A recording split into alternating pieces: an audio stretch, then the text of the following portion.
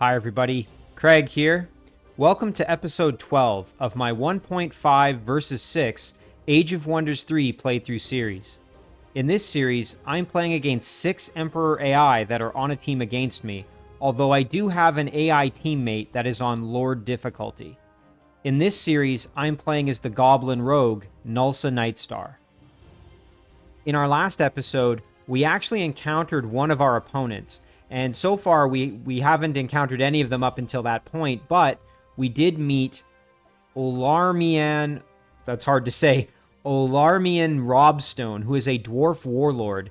And you can see here that we still don't know who the rest of our opponents are, which this is a unique situation that I will elaborate more on here in a little bit. But for now, just to sum up, we've basically met Olarmian, and he actually took one of our vassal cities from us, which is kind of unfortunate. So you can see here we had this Tigran vassal city, and unfortunately Olarmian conquered it, and it's no longer in our control. But we now effectively have contact, and I suspect that we're going to have more contact in the coming turns. So that's probably going to be something that we're going to see in this episode and moving forward, is that I think it's going to be time to start shifting towards focusing on going to war with my opponents.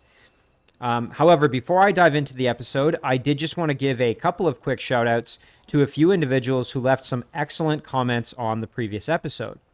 The first of those comments is from Insert Username. Insert made a great comment in regards to webbing. So when spider units are attempting to web a target, I had lamented last episode, I think I had used Touch of Faith on a Goblin Big Beetle and then wondered why the Big Beetle still was able to be webbed even though it had much higher resistance. Well, it turns out, as Insert pointed out, that webbing checks actually are against your physical defense, not against your resistance. And I didn't know that, so that actually makes total sense as to why Touch of Faith wouldn't really have an effect on resistance to webbing. So thank you to Insert for pointing that out. Insert also mentioned that, and this is to kind of explain why I currently only see Olarmian and not the rest of his teammates. If a vassal city encounters an enemy, then only that enemy is met, and the rest of that enemy's teammates will not be encountered. Now, had one of my units been in that vassal city, or had he attacked one of my cities outright, then I would have met him and all of his teammates because they are all on a team. But since I only my vassal encountered him, I've only met just the one opponent. So that helps explain a situation that I was kind of wondering about last episode. So thank you to Insert for that clarification. The next comment here is from John Calabro. John pointed out that things are going pretty well in this series, and I agree with him. I think so far I've made some mistakes, and I've maybe not optimized everything perfectly, but things are generally going well. John is suggesting that I've now built this one settler, and it might be nice to build a few more, and I totally agree with John on this one. In fact, I'm kind of planning to build a city. I'd like to build at least one, if not two. I'm just going to zoom out to show you. But on this island here, we've got a ton of amazing structures. I'd like to put one city kind of near here to try and encompass this gold mine, the farm. We've got a hasteberry bush. We've got trading post. And then we've also got a dungeon, not to mention these aquatic structures here.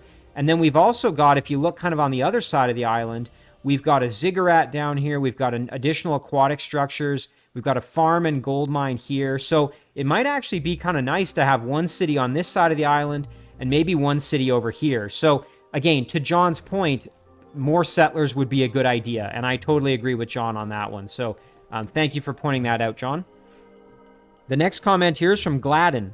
Just a reminder, Gladden is one of the individuals who is working on the expansions that I'm featuring in most of my playthrough series. So he's part of the team that has developed the Shadow Realm expansion pack as well as the Wasteland expansion pack.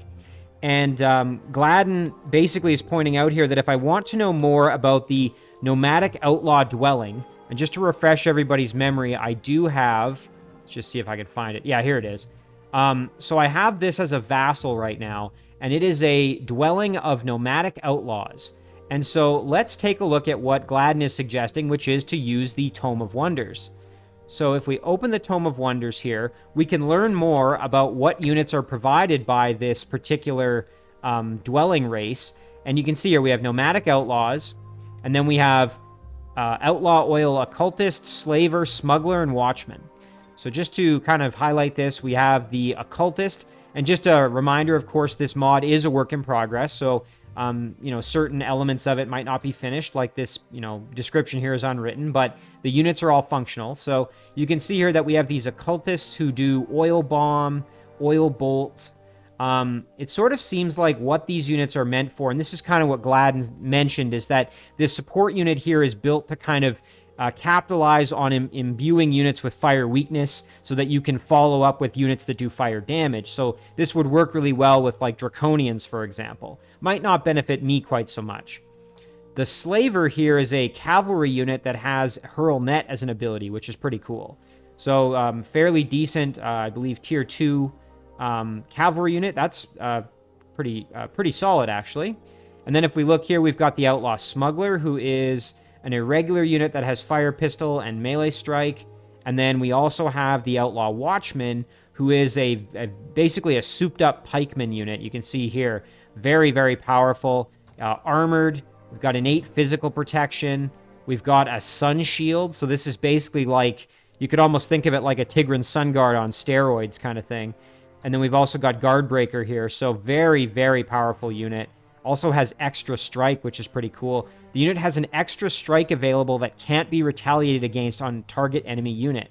So very powerful, I believe, tier 3 pikeman unit. So some really neat, kind of interesting and unique units available from this nomadic outlaw dwelling. But I'll have to decide if I want to bring them in and try to develop it. But a big thank you to Gladden for pointing that out. The next comment here is from Lance Fair. Lance pointed out that Dark Pact is extremely powerful, and I don't want to kind of sleep on it. Just to remind everybody, Dark Pact is the Empire upgrade that becomes available once you finish all of the units that a rogue can produce. So I recently finished the ability to produce Shadow Stalkers. Now I have access to Dark Pact. You can see here, all your bards, assassins, succubi, and shadow stalkers gain +1 defense and +1 damage, as well as new powers, but they will cost 25% more upkeep. Now, this description doesn't necessarily do this upgrade sort of full justice, and Lance is pointing out that additional powers thing, at least for the succubus and the shadow stalkers, what that provides is that for the succubus, they get access to Banefire, which is a ranged attack. So that's actually quite powerful, as the succubus really aren't phenomenal melee units, really.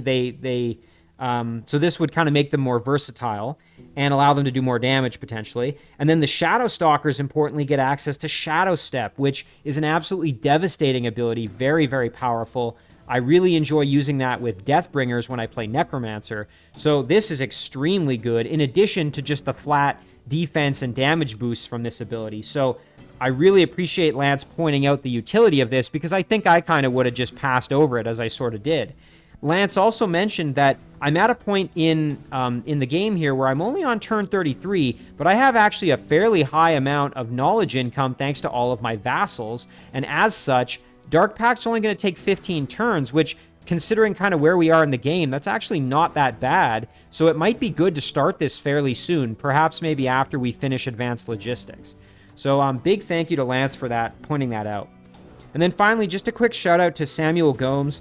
I noticed that Samuel had made a comment on, I believe, the most recent episode, but for some reason it's not showing up in the list, in the actual comments under the episode. I just got a notification on my channel kind of hub. So it seems like we're still occasionally having that situation where certain comments are not showing up. So my apologies if you've made a comment that I maybe haven't gotten to respond to. Sometimes I'm just, I'm busy, or there's lots of other comments, but I try my best to read them all, but occasionally they just aren't showing up. So again, my apologies if that happens to you. I guess it's just kind of a glitch with YouTube, and hopefully we can just continue to kind of find, maybe a way to work around it or something like that. But in the meantime, as always, guys, I truly do appreciate the comments, and I want to see them all, so I'm a little bit upset that they aren't always showing up, because you guys have tons of amazing insights and tips for me, which obviously are invaluable. So let's dive into the episode, though. We were kind of right in the middle of things last time, So we'll start with our galleon here, which I think last episode we took out the pirate's nest that was pestering our human city of Edinburgh there. So let's keep going and see if we can maybe continue this, you know, the good times here. We did take some damage with our ships, so we'll have to be a little bit careful in this battle, but we should be able to deal with these terrors of the deep, these baby kraken. Okay. Now, they are kind of behind this rock, which I think is going to create a bit of an issue for me. Let's see if maybe I can entice them to come out and play. Because right now, they are hiding back there. Yeah, and that's going to cause an obstruction penalty, which isn't great. I don't want to get in range of them at all, obviously. Oh, and I'm not going to... Dang it, I'm not going to be able to hit them from there. Okay. Well, what we'll do is we'll kind of circle around a little bit. What I'd like to ideally be able to do is blast them without... Let's see, maybe from here? Oh, and this rock gets in the way. Jeez. This just really isn't a great spot here. Maybe if we step up a little closer. Oh, there we go. Okay. We can at least hit the front one for big damage. So we'll do that. And then what we're going to do is we're going to leave our other galleons back here and let them sort of come out to us. Because I want to draw them out so that I can get them in the open and do more damage. Obviously, we're going to retreat back with this warship. And then I'm almost tempted to maybe let them line up. But there's no guarantee that they're going to do that. So I think what we'll do instead is we will just kind of retreat back and start blasting here. Very nice. We got a critical and we got the kill. That's excellent. And then I think we'll maybe blast the other one here for some damage if we can. Yeah, there we go. Okay. And then this galleon, we're going to just reload our cannon and get to fire it again next turn. Okay, and then now they're coming closer. Ooh, and you know what? They've lined up. And let's see. I think we could probably get over here. Oh, yeah. There we go. Big damage. Excellent work there. And then we can step up and do this. Fantastic. And we might be able to get the kill with a ram. If we get a decent roll, we will. Let's see. Perfect. We didn't take any extra damage, and we did get a level up, which is great. Actually, we got 2 level ups, so... well, actually 3. All of our galleons leveled up. This one is now silver medal, and these 2 are now gold medal. And let's see what that gives us. Immolating projectiles, so they have a chance to basically light the target on fire, which is great. Oh, okay, and look at this. Oceanic Indigenous Grave Armor. This armor would provide 40% fire weakness, which is kind of unfortunate, 20% shock protection, swimming, +1 resistance, 20% frost protection, and inflict drenched, which provides the unit that is afflicted will get fire resistance, but frost and shock weakness. You know, this is decent armor, but I think I'm actually probably just going to sell this. I ended up kind of running the gold coffers a little low in the last episode, and I think I'd like to try to recoup some of that. And this armor, although decent, I don't like the fire weakness aspect of it. So I think and the drenched is, you know, situationally could be very good depending on the kinds of units you have. But I think I'm going to sell this. Yeah, there we go. I feel a little better having sold it, I think. Okay, so now the question is, what do I do with these galleons? So our other galleons are down here. I believe we're sending... Where are they? Here they are. So they're going to be cruising over here, taking on these mermaids, doing the Shrine of the Fickle Mermaid to recoup their movement, and then we're going to keep them moving over here, I believe, to, attack this pirate's nest that's been threatening our cities for quite a while. And, oh my, okay, you know what? I just noticed this. So this is the throne city, or I guess now former throne city of Larissa, and it's been captured by these undead, the roaming units. So Larissa is currently without a throne city, which is not good. Let's see. Where is Larissa here? Okay, here's Larissa. So this is her city. So I'm assuming she's in the process of migrating her throne. And this is actually really dangerous because Larissa is in a position where if Larissa is killed now, in the next few turns, she's going to be in a really, really bad spot. Yikes, that's not good at all. So you know what? Maybe I should summon a unit or something. I mean, it's probably fine because, I mean, it doesn't look like there's anything threatening her, but again, I just noticed this. This is not ideal. I mean, I can go in and capture this hopefully eventually and either give it back to her or just develop it myself, kind of selfishly. But again, one of my objectives this playthrough was to protect Larissa, and honestly, I just noticed this. So, what do I do? We don't have enough right now to even summon anything to help her. Because I was going to say, it might be nice to just, like, start bringing some units over to try to kind of protect her Larissa herself while she's recuperating. Or, I should say, migrating her throne city. But, well, I don't know. I guess there's nothing I can really do about it. I'm a little bit upset that I let this happen. Because obviously now Larissa is in a bit of a dangerous position. So, well, that's frustrating. But we'll just have to hope that nothing really happens here, I guess. With the warships here, I have to decide whether I want to go north with them, bring them over this way. I mean, probably north, just to kind of do some exploring, I guess. And fighting, perhaps. Okay. And then, you know what? Let's do our other galleons while I'm kind of on the topic. So we will clear out this Mermaid Shrine here. Yeah, I can't believe I missed Larissa losing her throne.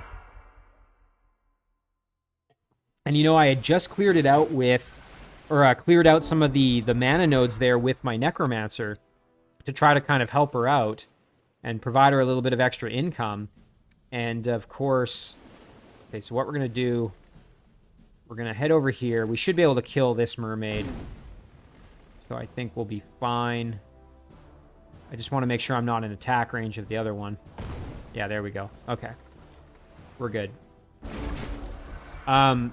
But yeah, so I didn't even notice that it had been captured. That must have happened last turn or something, and I just totally missed it.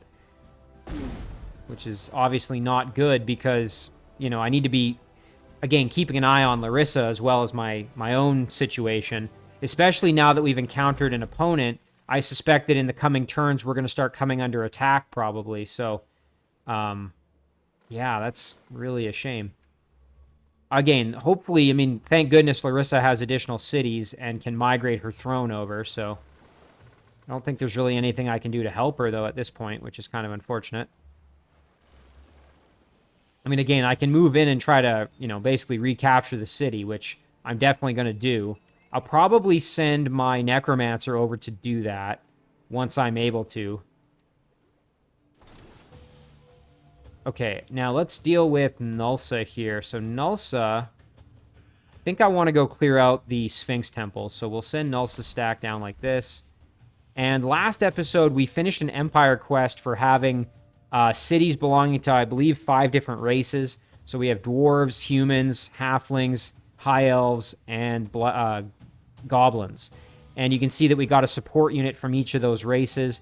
And I was able to throw my Hunter Spider baby in there as well. So I've now got a stack. I mean, ideally, you don't want all of these support units in here, but we can work with this. So I'm trying to decide maybe there's some scrolls up here. I suppose we could go and try and grab some extra knowledge, get a little bit of experience if we can.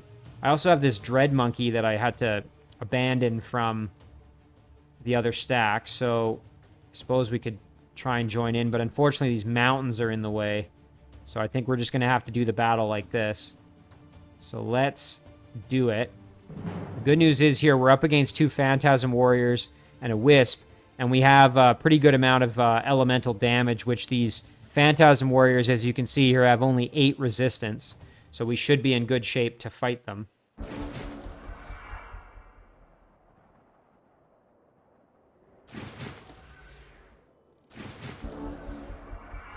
Okay. So I think what we'll do, I would kind of like to just let them maybe come in and attack me a bit. I Actually, you know what? We're going to try and kill the Wisp here if we can. Okay, there's some damage. And then I don't want to... Actually, the Forge Priest can probably tank a bit of damage because dwarves are a little bit tankier. So that'll actually work out pretty well. So there's the Wisp dead. And then our other units can just kind of group up in preparation for dealing with the Phantasm Warriors here. So I anticipate that my Forge Priest will be attacked. Yep, there it is. Okay, so now we just gang up on these Phantasm Warriors effectively. Alright. Ooh, yeah, big damage. Excellent. And then... pretty good damage here. And get the kill with our Spider. Nice level up there. Silver medal now, so getting closer to having a Hunter Spider Queen, which would be fantastic for us.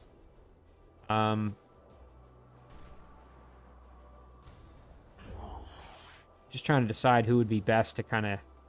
You know, the Storm Sister has resistance to shock, so actually might not be so bad to just kind of walk in and deal with the... Although, again, we're only going to take one attack, so pretty much any unit that gets attacked is going to be able to handle it, so I think we'll be fine. So let's just stand there and do some damage. When I forgot our priest can do something too.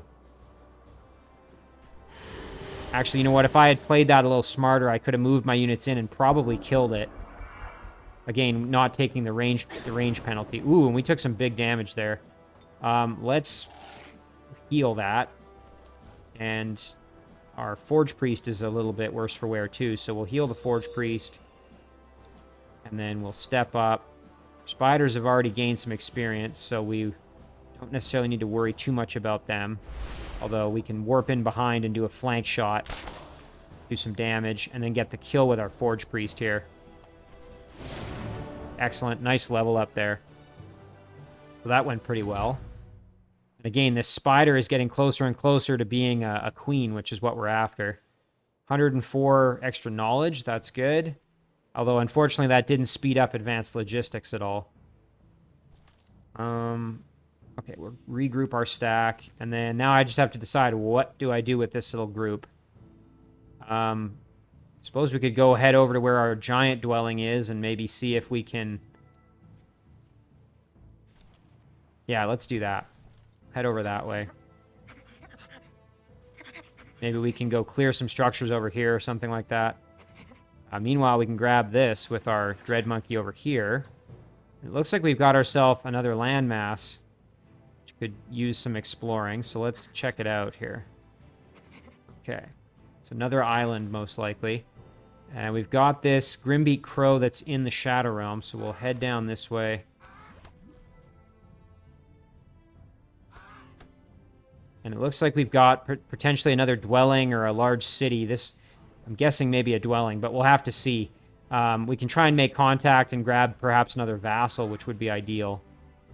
And then we have this crow underground who's continuing to scout. And you know what? We have access to another waterway, and I would like...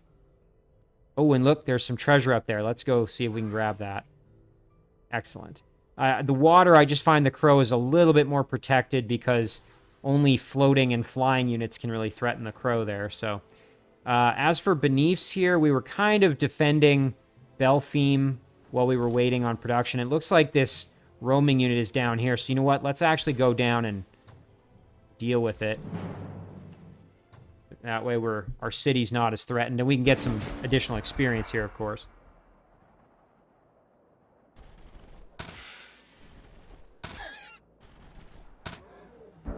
Now, if I remember correctly, Beneaths now has access to... Oh, yeah, we have Frost Breath, which is pretty amazing.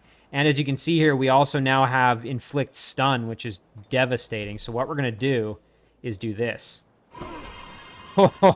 Wow. We didn't get any stuns, but that did quite a lot of damage. And all these units are now bleeding, which is kind of interesting. So I guess there's like frost shards in the breath attack.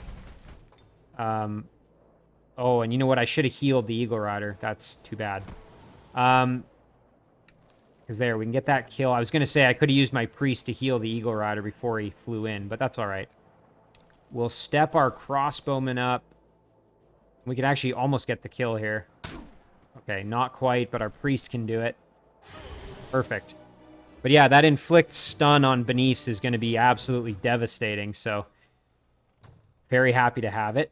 All right, well, that takes care of that situation, so we'll group back up. And you know what? I think this stack is probably strong enough now that we could probably start clearing out these dungeons, or at least kind of try, think about it anyway. So I might consider doing that. We'll have to see. Let's head to the Shadow Realm and deal with Nero. So Nero is making his way back to the Shadow Gate where he came into the Shadow Realm, and he's going to kind of clear out everything on the way. We'll start with this. Yeah, we'll start with this structure. Ancient Ruin here. This won't be a super easy battle, as these trolls are pretty tough, and of course we could get webbed here by the spiders. Looks like they're going to charge right at us. So we could retreat back. I would like to maybe drop a heal on the Pony Rider here, so let's do that. And then our crows can kind of hang back. We'll throw our cadaver up front as a bit of a sacrifice. Yeah, there, that'll do. So the cadaver can try and tank the damage. Ouch. Thankfully, he's still alive, though, which is great. And then we can probably kill off the spider babies here between... Oh, yeah, there we go. And then our crow now. We can decide, do we want to try and kill the troll, perhaps? What would be ideal, actually, would be to do this and flank the troll. And then charge in and do some big flank damage here. Excellent. And then we can... Oh, yeah, we can flank in here with our Necromancer and do some big damage. And then our little cadaver could always get the finish if need be. Not quite the kill, but our cadaver can get the finish, so let's do that. Or our Grimbeak Crow could as well. You know what? Let's do that. There, that way our crow gets a little bit of experience, and our cadaver can eat the corpse to get some health back. Now, the spider might kill one of my crows, but I can always revive them. Oh, okay. Well, not very much damage there, so that's fine. Now, do we want perhaps... You know what? Let's do it. Let's grab another cadaver. And Nero's at level 8, and he's getting very close to level 9, which is excellent. Once he hits level 9, he'll get Inflict Ghoul Curse, which is a very devastating ability. Very useful. And then between our units here, we can get the kill on the spider baby. Oh, and a nice gold medal there for one of our crows. Excellent. Lightning-infused power crystal. This is a legendary shield item that provides static shield. Every time an enemy unit performs a melee or touch attack against this unit, the enemy unit receives 5 shock damage and has a chance to be stunned. Stunned units cannot take any action for 1 turn. That's pretty amazing. And this would be really good if you had like a warlord hero who had martial arts and you were using them really aggressively. I think I'm going to give this either to Volinara, who has Resurgence, or to Beneaths, who has Regrowth. Yeah, I'm going to take this, and I think I'm actually going to send this straight to Volinara now that I think about it, because she has Resurgence, and I can use her a little bit more kind of expendably, if that makes sense. So I'm going to do that. I'm going to send that off to Volinara. Oh, and it looks like we have a spear here arriving for Nero, so I guess we'll equip that, so when it arrives, he can just have it right out. Yeah, that's actually a really good item for Volinara, because again, she has Resurgence, so if we play it a little bit more aggressive with her, that's actually fine, because, again, that shield will help out. We'll send this guy up to grab that treasure chest. It's our little cadaver scout. We're going to use this guy in the same way once we get a chance. I think that's going to kind of do it for the Shadow Realm. We have a builder here who we were going to move. Now, okay, we have to decide, where do we want to put our city? We've got some options here, and again, I want to put the fort wherever we're going to put the city. So now the big question is, let's just zoom out a little bit. we want to try and kind of pull in as many structures as we can. So let's just look at a city real quick. So Lilac is a metropolis. I don't think it has... It doesn't have a stone wall, and it doesn't have an observatory or a palace. So it could grow 3 more than this. So how many hexes do we actually get out of this city? So we've got 1... let's go sideways here. So we'll go 1, 2, 3, 4, 5, 6. So we've got 6 tiles in either direction from the center, meaning that that would be 13 across.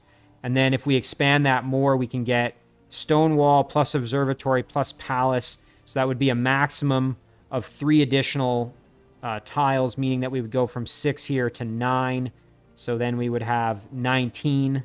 So let's just say if we had the city centered right here, like let's say we moved right there, for example. So then that would be, let's see. So that's 1, 2, 3, 4, 5, 6. Oh yeah, that would be 7, 8. I mean, that would be plenty to get these in. And again, if we go south, that would be 1, 2, 3, 4, 5, 6, 7, 8, kind of down here. I think that would actually be a pretty solid spot, somewhere kind of right in here. So either the next to the dungeon or maybe right next to these haste berries, perhaps. So let's land, and then let's decide where do we want our city. Now, of course, the other benefit would be we could put the fort here and rake in some extra gold income. My only the only reason I don't want to necessarily do that is because it might limit what we can have in the domain of the city. But you know what? If we go right here, that's not so bad. Versus up here, you know, like this would at least give us the gold mine and the trading post right off the hop. I mean, I don't want to be right banging into this city because then as the city grows, it'll be impaired a little bit. But we could also go, again, like a little further up. But if we go here, we're going to get... you know, that might be a good trade-off. Because I think from here, let's just cancel this for a second. I think if we go right here, we're still going to have enough. So let's see. 1, 2, 3, 4, 5, 6, 7, 8, 9. So we would... I think we would still get all of these or be close with most... At least the 2 closer ones. So you know what? Yeah, let's do it. I kind of had to talk myself through that one. But let's go here, and then we'll at least get... And I'm not worried about putting it on the coast. Originally, I was going to, but we don't have a flow rock quarry here, so and I'm probably not going to worry about making boats in this city anyway. I'll probably make shadow stalkers. So, yeah, let's go right here. There it is. We'll call it Esh, and then again, eventually we're going to throw on a settler right there. So that's going to be our plan there. And that's going to do it for our turn. So we'll end it there. And yeah, geez, and look here. So I'm kind of upset about this that I didn't notice Larissa lost her throne city. Well, we'll just have to make sure we take care of her in the future here because, you know, we kind of need to babysit her, and I really haven't done the best job of that so far. Again, thankfully, she has a few other cities. So... we'll just need her to migrate her throne city, and then if she ends up moving into that one underground, I might have to throw some extra... I might start putting some units kind of around her city to... Maybe once I have Shadow Stalkers, I can send them over, or Succubus or something. So someone else has completed Paragon, meaning that they now have Tier 4 units. And I mean, the Emperor AI just always seems to beat me to that punch. I will say when I'm playing Necromancer, I can often recruit Tier 4 undead units before they're able to get them, but I can't produce them. I usually do that using Greater Reanimate Undead, so not unexpected that they're going to beat me to Paragon. Not to mention that as a rogue, I can't produce Tier 4s. I can only do it through my Keeper of the Peace specialization and producing an Angel. So, okay, and it looks like it's... our Dwarven Warlord's turn. We'll see if he decides to attack me any further. Now that he took my vassal city from me. Oh my... Holy. Okay, so it looks like Olarmian just killed Larissa. Oh man. Well, there goes my side objective. Again, one of my kind of self-imposed side quests or side objectives for this. Yeah, so he must have attacked her right here. Boy, oh boy. Talk about... Well, I don't want to say talk about... I might have jinxed it, honestly. I saw Larissa had lost her throne. Oh my goodness. So because Larissa didn't have a throne city, all that had to happen is Olarmian just came in and killed Larissa. She didn't have a throne city, so she lost. Effectively, is what just happened. Oh my god. That's so brutal. Well, there goes my my babysitter quest. Again, my one of my side objectives for this playthrough series was going to be to try to keep Larissa from dying. So obviously I failed at that, but you know what? We're just going to have to keep going because I don't... I still have my 6 opponents to deal with, so now I'm just on my own, I guess. Ay, ay, ay. Well, now we're going to have to reevaluate how to kind of go about this. So I think what I'll do is I'll send Beneaths perhaps down to maybe take this city. And then I'll send my Necromancer here down to try to deal with the Undead. The only problem is the Undead here are going to have the wall. And I'm not... This stack isn't really that powerful, to be honest. Oh, man, that's a bummer. Once it's our turn, I'm going to check and see what happened. But, I mean, what's wild about this is that Olarmian took my vassal all the way up here, and yet he attacked, I'm assuming, Larissa right here. So, clearly... Okay, here, it's our turn. So, hang on. Let's do our race governance real quick, and then we'll go investigate what happened to Larissa. Okay, we've got either the military or the economic upgrade. So, we could upgrade our Adventurer, Scoundrel, Bard, and Martyr, and give them 1 extra range strength. Or we could do Public Baths and Halfling Cities, generate an additional 75 population growth per turn. I don't really think we're going to be using Adventurers, Scoundrels, Bards, and Martyrs at this point in the game, really. So I think I'm probably going to just go for the economic upgrade. Not that that's necessarily going to make a huge difference for me, but... okay, so let's check out what happened. So Olarmian... Oh my gosh. Okay, so Olarmian attacked Larissa at this city here. You can see that Olarmian has 2 dwarf-mounted archers. He had 2 dwarf phalanx units, trebuchet, and then he had some other miscellaneous sort of tier 1 units. And Larissa really didn't have much in the way of anything substantial. She had, you know, a tier 2 cavalry, a tier 2 phantasm warrior, and that's about it. Everything else kind of tier 1 sort of junk units. Not that they're junk, but, you know, nothing super powerful. And I guess he just killed her, and then... Because, like I said, those nasty undead... I wanted to use a stronger word, but I'm not going to. Those nasty undead took her throne city. Man, that's disappointing. But again, what's shocking here is that you can see that Olarmian... Again, he took my vassal up here, and he's all the way down here as well. So he is, I guess, very spread out in the underground, which I suppose is good to know. But yeah, you can see here Larissa was... Oh, wait, what?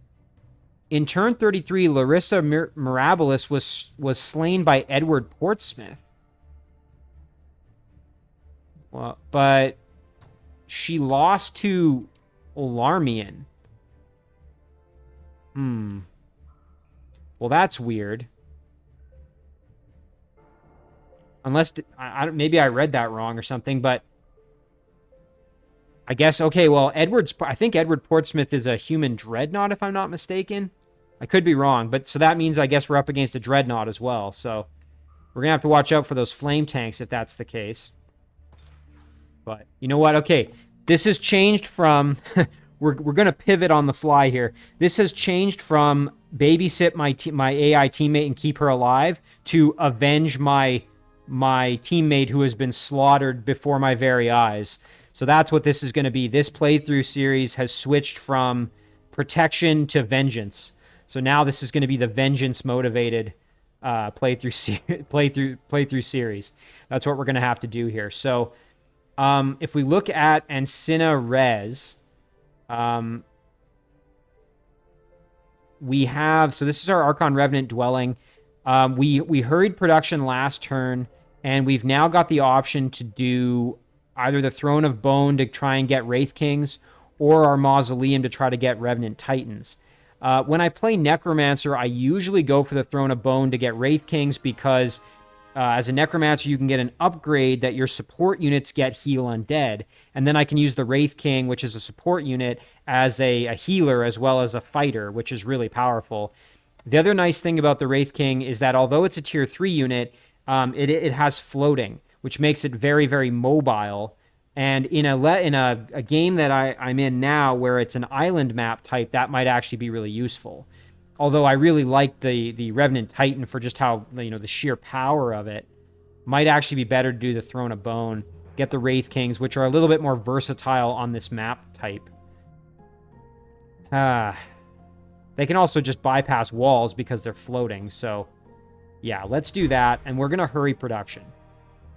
And we're doing that because, now we did lose a little bit of our happiness, but we're using Iron Grip to kind of just deal with that, so that kind of offsets, and they're just kind of normal happiness right now. But that's great. That gets that done in one turn, and then we can start pumping out Wraith Kings to join in here with Zhang and actually get Zhang doing something rather than just sitting here and kind of doing nothing. So that'll be good. We'll check out Beb Jun. We've had the domain invasion here, so it looks like... Okay, that's down here, so these spiders are just threatening. So we're going to probably want to, once this is done, we want to produce... We definitely want to start producing some other units here, I think. But we'll worry about that later. Okay, and it looks like here, Empire Quest completed Heptatopia. We are the first to acquire 7 towns. I receive 100 base happiness, and if I was a Necromancer, I'd get a 5% to city income instead. So 100 base happiness is great. I'll take that. That's excellent. We had some items arrive here. These are for Zhang. It looks like some boots. This club will arrive next turn. We might as well equip it. And same with this jewel item. We can equip that too. What else? Oh, okay, we had something for Volinara here. So we're waiting on this shield, which will be there next turn. We have a short sword, and we also have this Amulet of the Ocean Soul, which provides +1 resistance, extra frost damage, and frost protection. That's very good. Yeah, nice, nice setup there. That's pretty good. And you know what, we can... Well, we won't equip it yet because she still has mind control immunity, at least for now. So what we'll do with Volinara, though, we'll take her stack, and we're going to attack these dwarves here, I think. So let's do that. God, yeah, I'm still kind of upset about Larissa dying, to be honest. Like, I don't want to dwell on it, but I'm kind of kicking myself. I made probably 2 or 3 big mistakes. My first mistake was not noticing that her throne city had been captured, or was, well, I noticed that it was being threatened, and I had the opportunity to move Volinara down to kind of help defend it, and I chose not to, and then it looked like the undead had moved off, and I thought I was in the clear, but clearly that wasn't the case. Anyway, I'll stop, lamenting it, because it's not really doing any good, but, definitely we can do a bit of a post-mortem on that one. Kind of literally, because Larissa is dead. But we'll do a post-mortem and sort of figure out, what could I have done to prevent it. Again, I think probably just being more aware of what was going on. And I got kind of wrapped up in what I was doing and not focused on what Larissa was doing, too. I sort of forgot about that aspect of it. Anyway, again, I'm going to stop lamenting it. Now for Volinara here, I think we'll just hang out. We're going to let them sort of come in and get closer to us so we can start dishing out some punishment. Okay, throwing stones at us. Our cadavers are doing their job really well, actually. And now we've just got to deal with these dwarves. And of course, dwarves are very notoriously tough, tanky units. We have to be kind of careful here. The deep guard is going to be a bit of an issue, I think. So we might want to... You know what? Let's step up like this. We'll heal the cadaver there. And then what we're going to do with Volanara is we're going to attack the deep guard. Like that. We're going to bring the Naga Guardian over to act as a defense mechanism here. We're going to pull our Brew Brother back. We'll bring our Longswordsman down like this. Might as well do some damage here. And then we'll throw our Cadaver in defense. And we're just going to kind of turtle up as best as we can.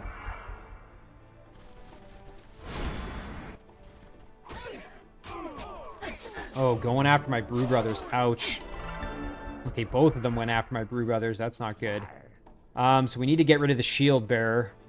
This, unfortunately, won't get the kill unless we get a high roll, so that's no good. We can get the flank kill with our Swordsman, so let's do that. Excellent, okay. And then we can get the kill... Ooh, actually... Well, we'll need to get decent rolls. If we get low rolls every time, we're actually not going to get the kill. Yeah, and we're not going to get the kill in melee either. That's not going to do it. I'm kind of tempted to roll the dice with the Cadaver. Let's see if I can do it. Because I think these ones, yeah, we could still do a heal. Let's see. Ah, dang it. I was really hoping that would work.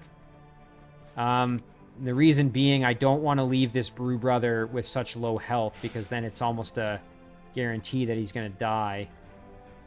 So instead, I think maybe what we'll do is we'll step our Naga Guardian up. And you know what I will do is I will do a heal here, and then I'm going to use Volanara to just kill the Shield Bearer. Like that. And then what I'll do is I'll use the Brew Brother to heal the other Brew Brother. And we'll retreat back slightly and hope that things are okay. Okay, good. Going after the Cadavers, that's totally fine. We can bring those Cadavers right back. And now we can gang up on the Prospectors here. So we will have to watch out with our... And yeah, you know what? We can send our Guardian in to go and deal with the Forge Priest a little bit there. Nice. Inflicted a curse, which is good. And then these little guys can step up, put the hurt on these Prospectors. Very, very nice. A little bit more here for the kill. Perfect. And the Longswordsman can also step up here to help out. Ooh, Longswordsman kind of got beat up, but they're all right. The Cadaver is pretty close to leveling up. This Brew Brother is actually about to level as well. Might be good to just level up the Brew Brother, honestly. What does this do? Touched enemy unit is marked. When a marked unit dies, all friendly units are healed 10. Oh, that's actually really good. Okay, let's do that. We'll mark the unit, and then we can get the kill and heal some of our units, which is really helpful. It would be good to get some more experience with Volanara. So you know what? Maybe we will just get the kill with her. And that way... Because we want to level her up as soon as we can. So let's do that. Yeah, I think that was a wise choice. I want Volanara to get up to level 7 as soon as possible. So we'll do Volanara's level up. Bane of the Good and Control Undead will be the upgrades for level 5. And then we'll save our points for level 7. Okay. An item has also arrived. That was the short sword for Volanara. And let's check out the inn. So we've got a Dwarf Firstborn, which very expensive, but wouldn't be so bad to have, especially if we're going to go up against the Bone Dragon here. Although, we can actually, you know what? Let's take advantage of this while we can.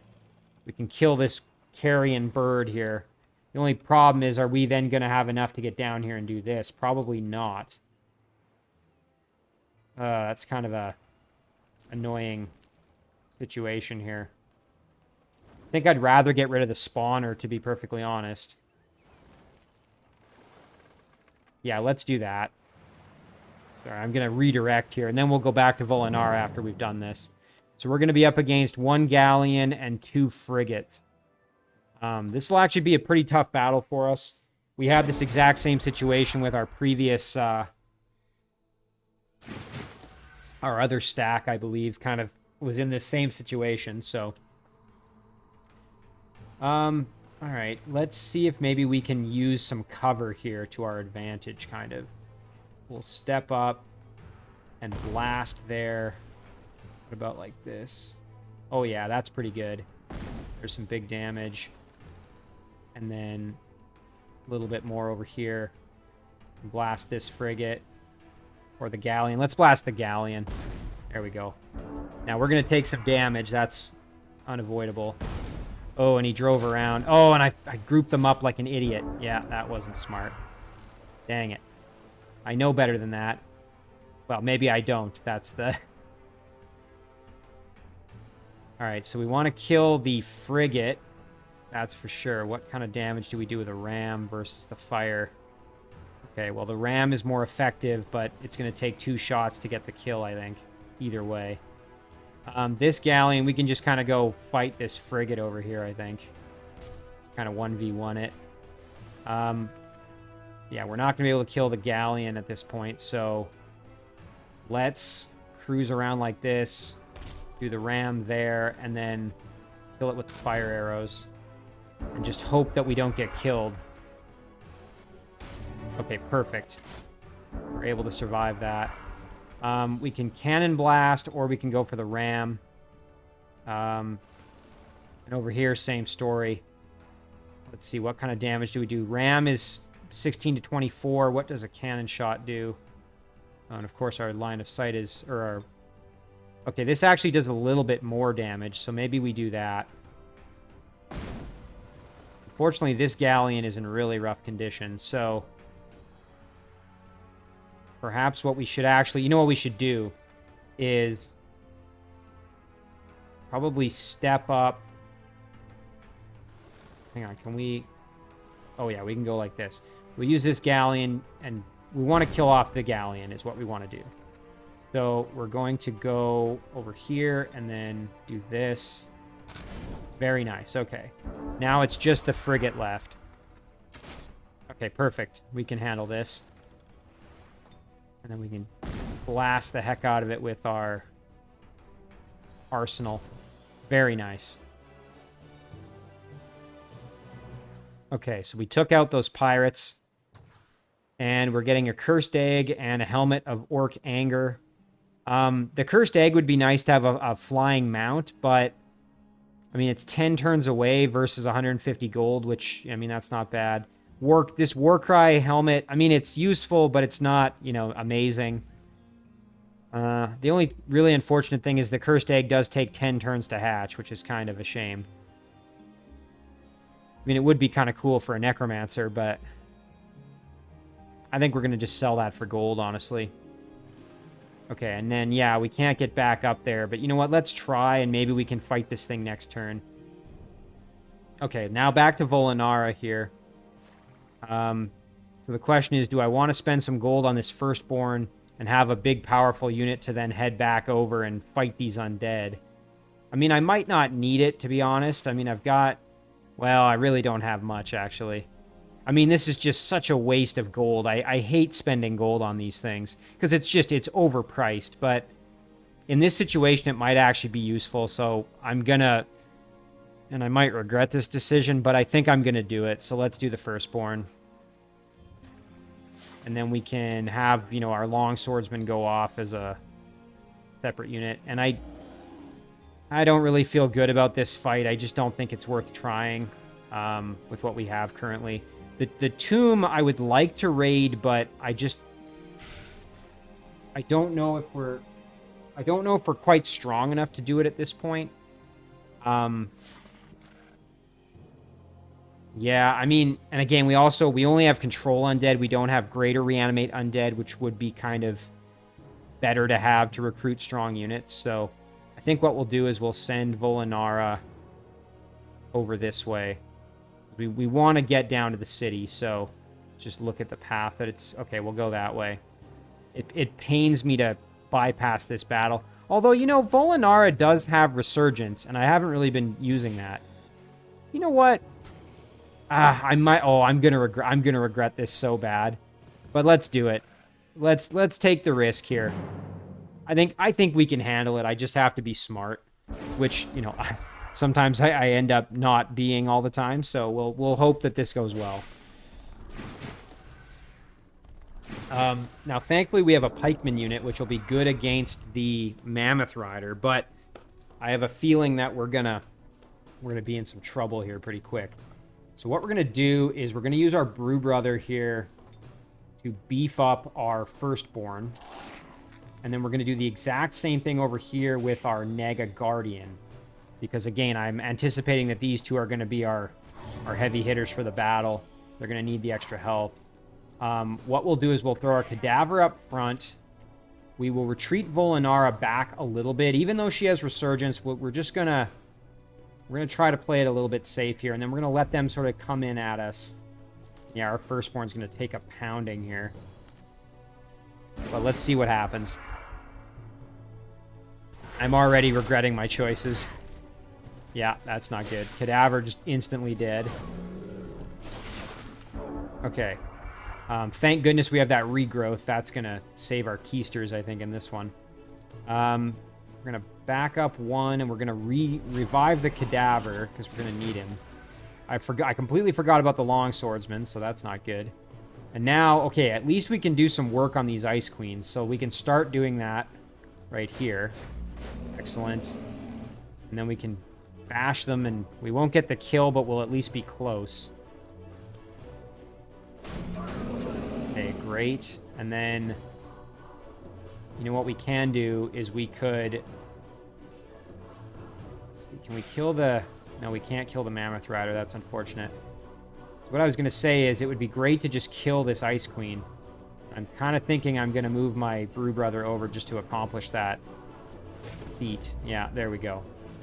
And then the Naga Guardian I'm going to leave in defense. And I could throw a quick dash on here just to heal up my Firstborn. But I think the Firstborn's going to be fine. My biggest concern is that they're going to go for one of the Brew Brothers. I mean, I suppose I could lose one. I don't want to, but I could. Okay. Okay, good. They're going after the Cadavers. Oh, and there's what I was... That's what I was... Yeah, that's kind of what I was worried about and expecting. And unfortunate. And, of course, it's not an undead, so I can't bring it back. Like I said, I mean, you know, losing one sucks, but at least I have the other one. So now I have to just deal with these ones. Long Swordsman can flank in here and attack the Harpoon Thrower, which is, I think, what I'm going to do. There we go. Volinara. Yeah, this Firstborn's kind of in rough shape. We need to deal with the Ice Queen, that's for sure. So our Naga can probably flank this one, and then we can probably kill it with Volinara, actually, maybe. Maybe not. What kind of damage do we do? That's pretty good. I think between the two, we should be able to kill it. There's one. And then our Firstborn here can step up. Bash the Ice Queen for some big, big damage. And you know what? We're going to be safe here. I don't want my Firstborn dying, so we're going to do this. And then we're going to use him again to get the kill. There. And then our Brew Brother... Yeah, our Brew Brother, what we're going to do is we're going to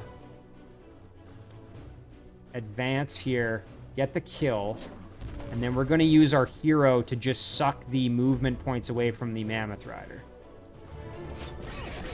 Nice, and a critical. And again, if Volinara dies, she does have Resurgence, as you can see right here. So I don't have to worry too much about that.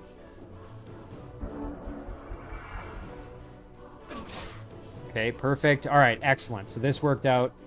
Again, it was a real shame losing that Brew Brother, but everybody else is okay, so... let's just see. So Volinara, for experience, we're getting up there, so probably just get the kill with her. The Naga Guardian, I mean, I don't think Slip Away actually gets us any experience. Let's just try it. No, okay. Firstborn's getting kind of getting going. We could try Dispel with our Brew Brother to get some extra experience. Let's try it. Because the Firstborn has Nourishing Meal, so let's see. Nice. Okay, a level up. Excellent. That's great. Perfect. So, bit of a trade-off there, but let's hope we get something worth it out of this. Oh, and I forgot we lost our Cadaver. That's unfortunate. We can always make another one. Okay, so here we have a Quiver of Poisoned Arrows and a Sapphire Loop of Lessening Frostbite. Might be nice to give this actually to Beneaths, because Beneaths, that would just improve the range damage. So, you know what? That's what we'll do. We'll send this to Beneaths, and then we'll equip the ring. There. So now we have, now we have 100% frost protection, which is great. Yeah, that's actually pretty good. So that worked out okay. Again, I mean, it was a little more costly than I would have liked, but we got it done, and we're getting more experience for Volinara, which is what we need. So, all right, and yeah, we're going to ignore the tomb for now because I just don't think we're strong enough for it at the moment. Longswordsman can join in. I think we're going to ignore this as well. That's just, I don't want to bark up that tree necessarily at this point. We have had an alliance proposal here from Grulagar. 400, well, it's expensive, but I'll accept it. There's yet another vassal underground. Great. Very, very good for us. Thankfully, we can grab at least some treasure here. Try to recoup some of that gold. Very nice. Oh, and there's more gold over here, so let's head over for that. Looks like that was our only alliance proposal as far as I can tell. Edinburgh has a planar gate. Okay, that's excellent. That means that we can now start producing... Oh, yes. We can start producing Shadow Stalkers here. So, yeah, Shadow Stalker is considered an elemental unit. Boy, these are going to be very powerful to have. I'm really excited to start just pumping these out. And they're going to get the benefit of spiritual freedom, which is great. All right, Shadow Stalker time. Here we go. Let's do it. That's going to be very, very useful for me. Expensive, though, so we're going to have to start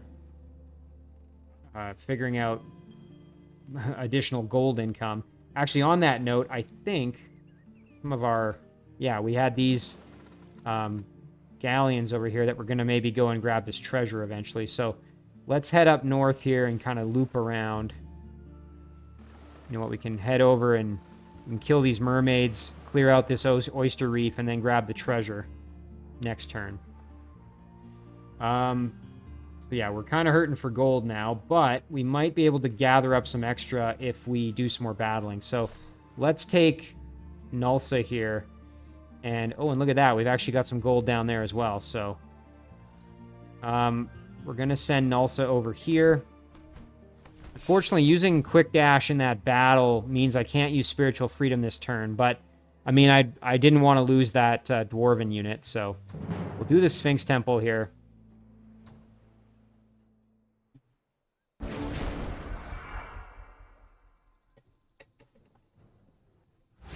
This is actually going to be a pretty tough battle as we've got some tough customers here, so we aren't going to worry about trying to mind control anybody because the units that are really good here, the Watcher and the Tigran Sphinx, both have mind control immunity, as you can see here.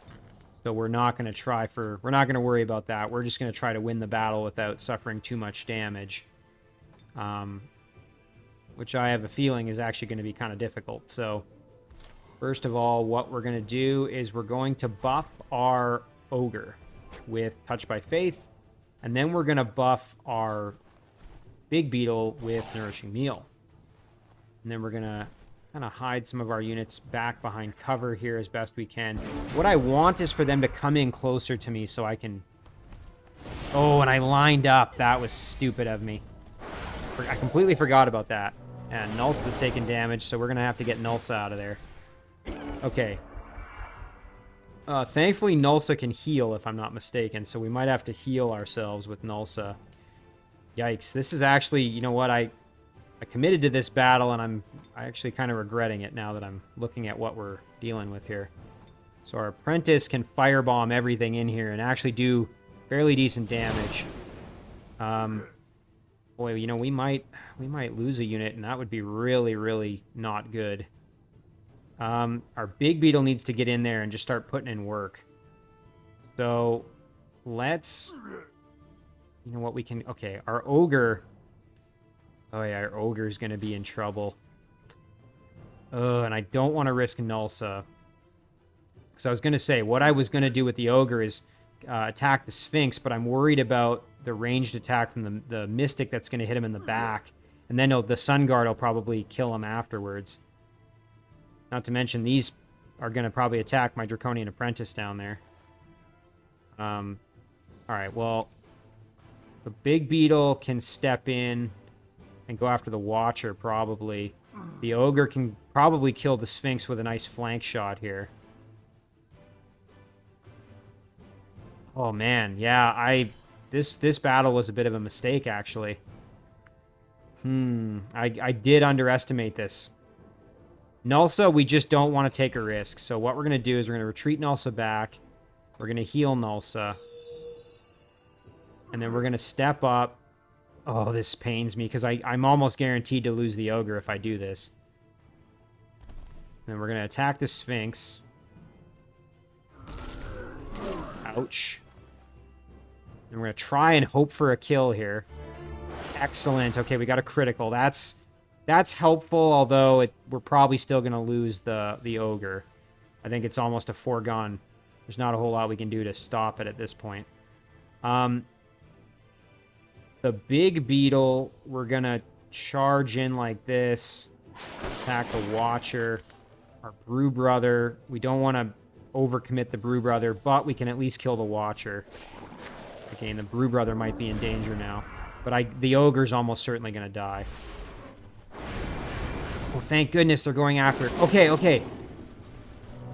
Oh, this is actually great. I thought that Ogre was doomed. Okay, this actually worked out really well. Now, we got to save the Apprentice, who's in rough... the Apprentice is in rough shape now. So, we got to bail out the Apprentice if we can. Let's see. Okay, we can probably kill or very close to kill this Sun Guard, so let's try that. Not quite the kill, but very close. Ooh, we might have our Apprentice might be in trouble here. Okay, as for our Big Beetle, let's head down. We could probably kill the Panther. So let's do that. Excellent. And then, oh yeah, okay, no, we're fine, we're fine. I was getting a little worried, but I think we're gonna be okay. And our Ogre, we can kill the Mystic. There we go. And then with Gnulsa, we can head down and try for the kill from behind. How much does Assassin Strike do? Wow. Let's see. So 24, 10, so that's a 34. Or if we get a really high roll, we could do 50. But we'd have to get the high roll to get the kill. You know what, though? I think we'll be fine. Because what we can do is we can Assassin Strike. And then, yeah, get the finish here. Perfect. Okay. And then our Brew Brother can turn around and kill. Yes. Perfect. Okay, that actually worked out really well. Boy, I was regretting that battle, and then thankfully I was able to kind of get lucky there. Old Cuirass of the Lizard Man. Let's see. So you get +1 resistance and armored scales. This unit's skin is made out of scales. The unit is immune to armor piercing and has +1 defense. That's pretty good. And a big boost of knowledge. Although we could sell this for gold, but I think between the item and the extra knowledge, this is probably worth just taking. And that, you know what, that straight up finished what we were researching, so that's great. And you know what, we don't have any torso gear for Gnulsa, so there we go. Good for her. Oh, and look at this. We found ourselves another pirate's nest. We're going to have to go clear that out eventually. And then, yeah, with Gnulsa, we can head a little bit further south. We'll grab the gold, and we can even go underground if need be. Ugh. Yeah, but R.I.P. Larissa. That's kind of the general theme of this episode, is just big sad when it comes to that. Now, we've had a quest offer from the dwelling here, and this is the dwelling in the Shadow Realm that I eventually want to develop, and that Nero is going to be coming through. Okay, we have to kill some giants. You know what? We'll accept that, because Nero's on his way down there anyway, so... you know what's cool about this is that giants aren't immune to mind control, and so we could Ghoul Curse this frost giant, potentially, which would be really, really good. So what I'm hoping happens is that Nero... he's about to hit level 9, so if we do one more battle with him, he'll hit level 9. And then we can... Actually, you know what? Let's send him down to see if he can do something here. So he's not going to be getting in any battles this turn unless we do this fort, which I don't think is a good idea, to be perfectly honest. I've had trouble with those in the past, and I just don't think it's worth doing. So we'll head down this way. And then what we're going to do with him is we're going to clear out this ancient ruin, clear out this spawning structure, do this quest, and then do this tomb and try to get a really good undead unit out of there, hopefully.